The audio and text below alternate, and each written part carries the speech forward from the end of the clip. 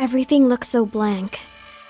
But as my shadow spawned after dwelling on it and remembering what the people at the clinic told me about Iris, I had a good idea of what was going on at this point. I reached into my pocket and pulled out an ink pen. I got on my hands and knees and started writing on the floor. I wrote, Ariel was in her room in the remains of the burned, decaying house, filled with ashes.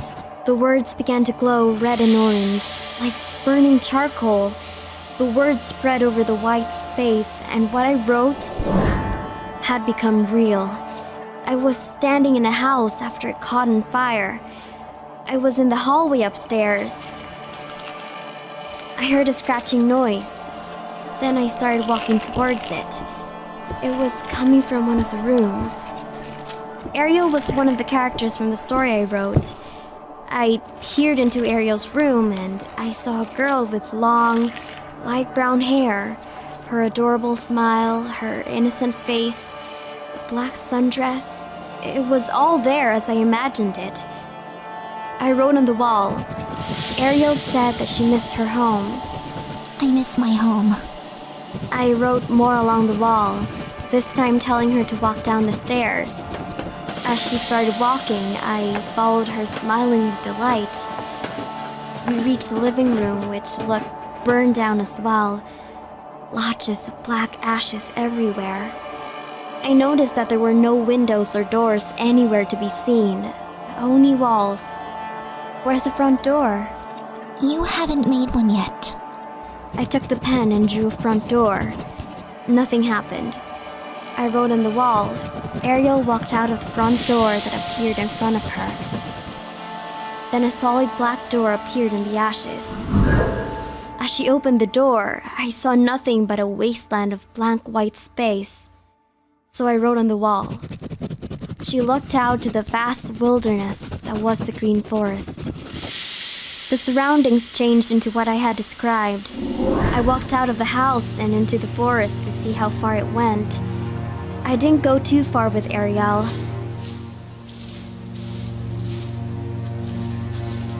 I saw a big open circle of dirt surrounded by trees.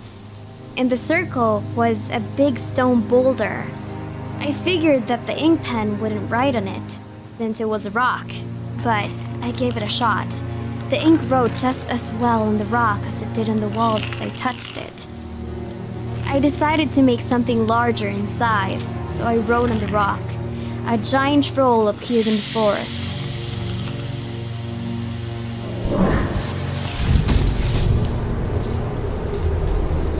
It was a terrifying sight at first. The giant shadowy figure standing 40 feet tall before me, blocking out the light.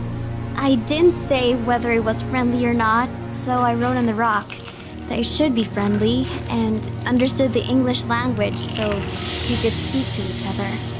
He looked down at me, slowly bending down on one knee, allowing me to get a better look at him. He had pale green skin, big eyes, big square teeth, and he wore a brown loincloth around his waist. He looked around at his surroundings and was scared.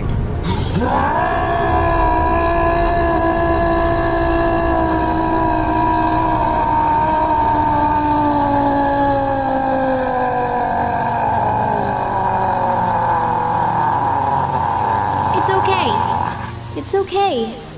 You're safe. Do you have a name?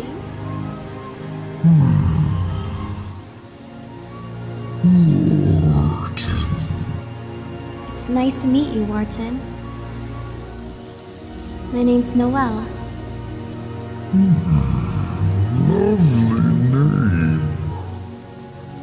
Do you not find it silly to write without paper? Oh, I guess I should have made a notebook. That's a good idea. Let's see. A notebook appears in my hands. There we go! So, wait. If you have a name, then that means you're from somewhere, right? Yes. I was looking for food. When suddenly I was brought here by you, I assume. Oh, I'm so sorry. Would you take me to your home? Yes, though I am uncertain of how the others judge you. I know this forest well. Climb on my back. He lowered an open hand, then he raised me to put me on his back as he started walking.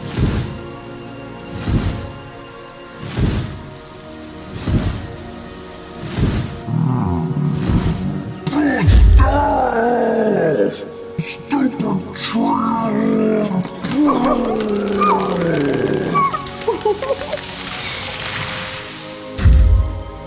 He was a funny troll.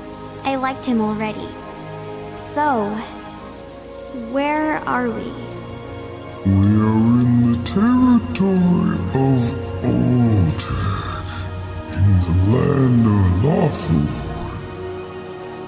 This is the territory of my people, our country. But others live in this area as well. Oh? Like who?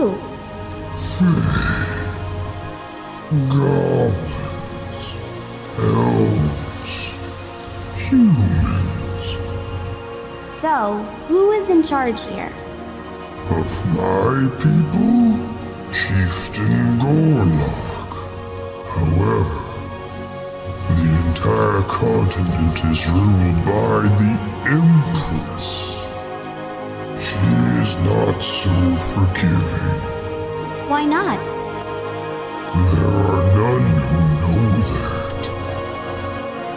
It is said she is a human witch with a heart of ice and a cruel will of iron. She raised the taxes and will have doomed us all here soon if we cannot gather enough for our people. Oh, I'm so sorry. Can anything be done? None dare challenge her might. None can sway her. Her decisions are absolute. What if I talk to her?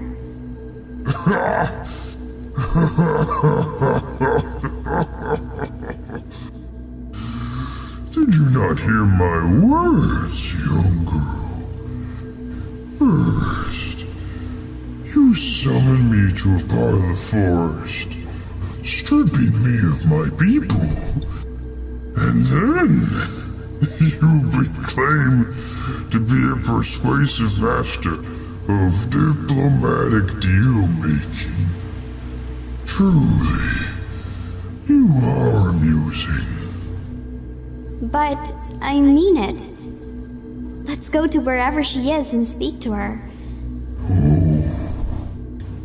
Oh dear.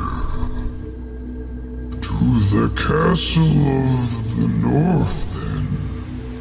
I would advise against it, but it seems you will not listen to reason.